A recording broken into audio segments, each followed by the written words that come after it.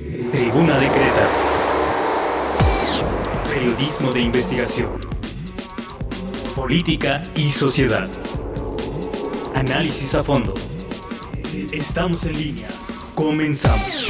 Tribuna de Querétaro. Les damos la bienvenida al videopodcast 657 de Tribuna de Querétaro. Mi nombre es Andrés Rangel. Y yo soy Paulina Medina Rubio y hoy estamos grabando desde la Facultad de Derecho y Psicología. Comenzamos. Esta semana en Tribuna de Querétaro, la Comisión Estatal de Información Gubernamental cumple su 10º aniversario. Gastos en analistas y coordinadores. La criminalización del aborto como retroceso. Mayor actividad política exterior en Venezuela. La Iglesia Católica después del Papa. La Comisión Estatal de Información Gubernamental cumple su 10º aniversario, por lo cual el presidente y extitulares del mismo hablan al respecto. El comisionado Javier Rascado asegura que hace falta presionar para que haya más portales de transparencia. Vamos con las entrevistas. Que hace 10 años exactamente no teníamos ni siquiera en el imaginario un esquema donde el ciudadano pudiera solicitar información o que pudiera ser informado de una manera más detallada. El tener una ley de acceso a la información, cosa que no se tenía antes del año 2002, tener un órgano garante del acceso a la información, el haber delimitado qué significaba que los mexicanos tendrían acceso a la información, pero realmente no, pasaron años sin que se definiera a qué tipo de información, cómo iban a acceder los ciudadanos a ella, etcétera, ¿no? Se logró el acceso a la información a través de medios electrónicos, se logró acortar el plazo de acceso a la información. Y formar, no era fusionarla, era formar un organismo nuevo que se llamaba Comisión Estatal de Derechos Humanos y Acceso a la Información, que contravenía a la Constitución política, tanto en su parte dogmática como en su parte orgánica. En su parte dogmática hablaba del acceso a la información y en su parte dogmática habla de los derechos humanos, que deben ser comisiones para derechos humanos y comisiones de acceso a la información especializadas. Se crea también como un órgano descentralizado de la legislatura, es decir, jerárquicamente estaba por debajo de la legislatura local, y comienza con 3 comisionados que son profesionistas entusiastas, personas muy comprometidas y dedicadas que realmente comienzan a incursionar en el tema de la transparencia. Y bueno, el primer problema que enfrentan es la falta de recursos y el desconocimiento total de la materia. Pero es un derecho humano que cualquier persona puede ejercitar y que puede solicitar a las dependencias del gobierno, a los poderes públicos, a los partidos políticos, a las universidades, cualquier tipo de información. Pero en la medida en que los ciudadanos no se empoderen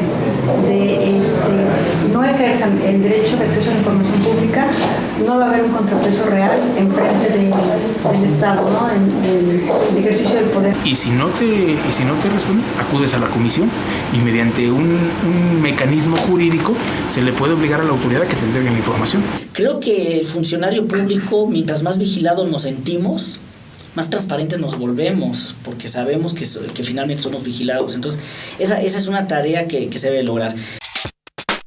La Administración Municipal de Querétaro, encabezada por Roberto Loyola Vera, ha gastado al menos 21 millones de pesos en sueldos de coordinadores y analistas. Vamos con la cápsula.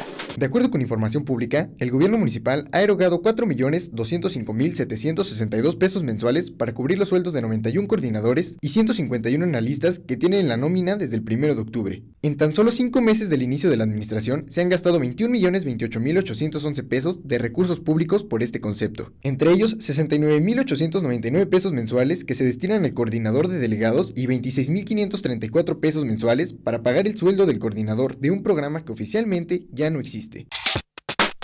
La criminalización del aborto es un retroceso a los derechos reproductivos y sexuales de la mujer, afirmó la maestra Patricia Aguilar, coordinadora del Centro de Estudios Género UAC, esto en el Día Internacional de la Mujer. Y el 8 de marzo es un pretexto fabuloso para recordarle a todos y a todas que es necesario, ¿no? Ciertas transformaciones en nuestro país, ¿no? Yo señalaría una cosa más con respecto a estas leyes que de alguna manera criminalizaron el aborto. Eso es un franco retroceso, ¿no? Si tú me dices dónde avanzamos, dónde no avanzamos y dónde retrocedimos, en derechos sexuales y reproductivos hemos retrocedido a partir de esta ley, ¿no? Eso es un gran retroceso para las mujeres, y no solo para las mujeres que potencialmente pueden abortar o abortaron, ¿no? Sino que es un franco retroceso para todas, ¿no?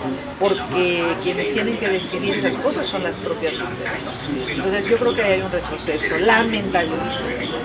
Ha habido un avance, sin embargo vemos la parte de la violencia que efectivamente yo sí creo que se ha incrementado, ¿no?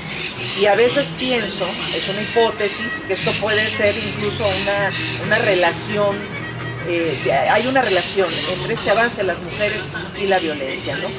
Pero también pienso que la violencia tiene que ver con un contexto general de violencia, y que en este caso el problema fundamental hacia las mujeres es que las razones por las cuales las mujeres son violentadas están íntimamente ligadas al género, ¿no?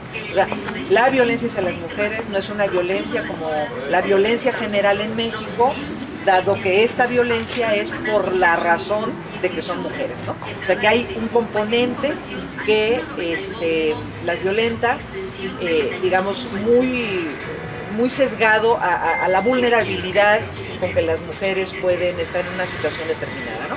Entonces, esta es una asignatura pendiente, tendríamos que ver cómo resolverlo y cómo intervenir. Las instituciones, la Secretaría de Salud, el Instituto Queretano de la Mujer, el DIF, todas las instituciones, y ahora lo sabemos bien, han hecho muchos esfuerzos por lograr cosas.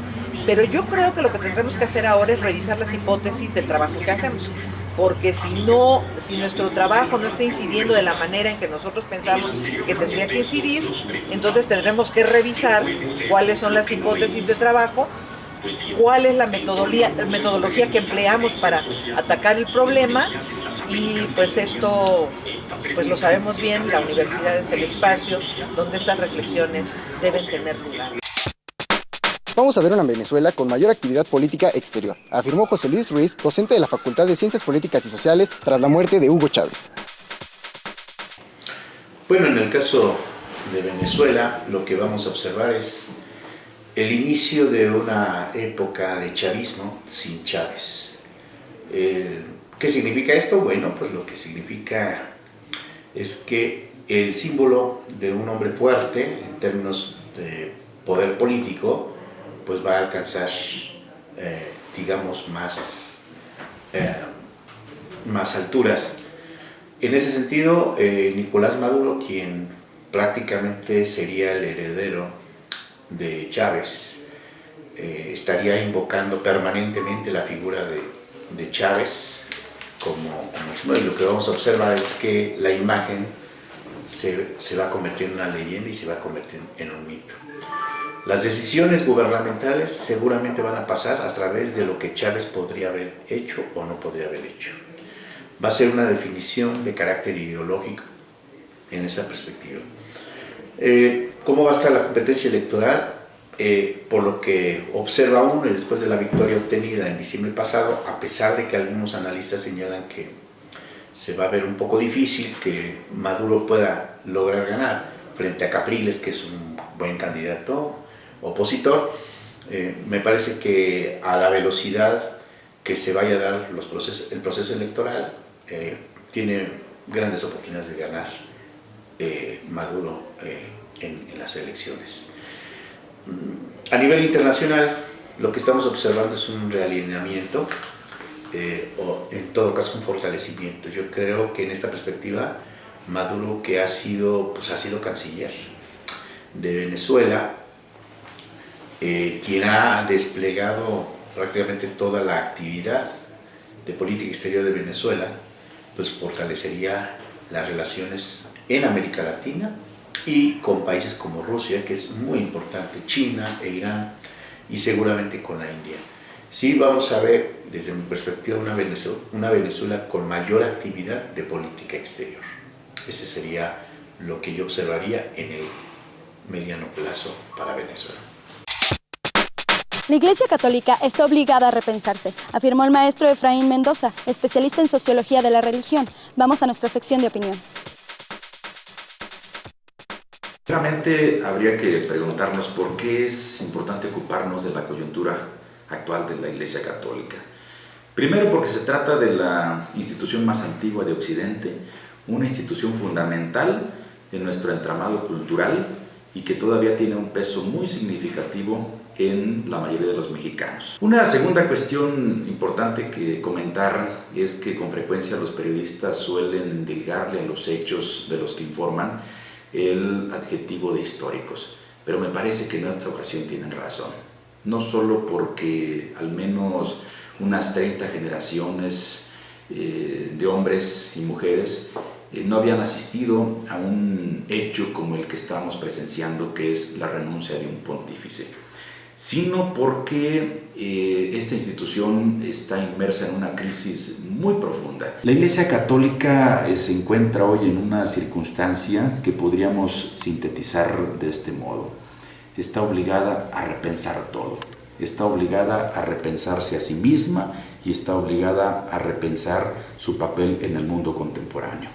El problema aquí es que ese diálogo con el mundo quedó interrumpido con el pontificado de Juan Pablo II y con el pontificado de Benedicto XVI.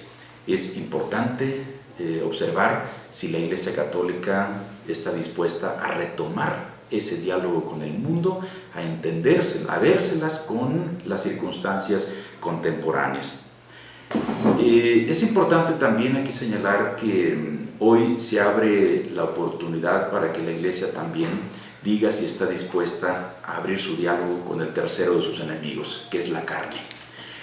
Y la carne se expresa como un problema que al público se le aparece como el tema de la pedofilia, el tema de la pederastia. La actividad sexual de los clérigos es el gran tema que en este momento está sobre la mesa y que se expresa en otro sentido sobre el derecho que tiene o que se arroga a sí mismo la institución para dictar normas respecto de la moral sexual de los feligreses. Ahí están los dos grandes temas. Es necesario que veamos cómo va a discutir la institución todo lo relativo a su discurso respecto de las relaciones sexuales dentro y fuera del matrimonio, cómo va a revisar todo lo relativo al uso de anticonceptivos y al divorcio. Y hacia el interior de la institución también va a ser importante ver de qué modo se aproxima a dos grandes temas que tienen que ver con la carne. El primero es el celibato entre los sacerdotes y el segundo tiene que ver con el papel que las mujeres juegan al interior de la institución. Históricamente han sido relegadas y hoy algunas iglesias cristianas ya han reconocido su importancia. Con esto terminamos el videopodcast de Tribuna de Querétaro. Los invitamos a revisar nuestra edición impresa localizada en distintos puntos del centro histórico y en la UAC, también nuestra versión digital como www.tribunadequerétaro.com. También los invitamos a seguirnos a través de las redes sociales, en Facebook como Tribuna de Querétaro y en Twitter como @TribunaQRO. También le agradecemos a la Unión de Voceadores que nos hace favor de repartir nuestra versión impresa. Mi nombre es Andrés Rangel. Yo soy Paulina Medina. Hasta la próxima.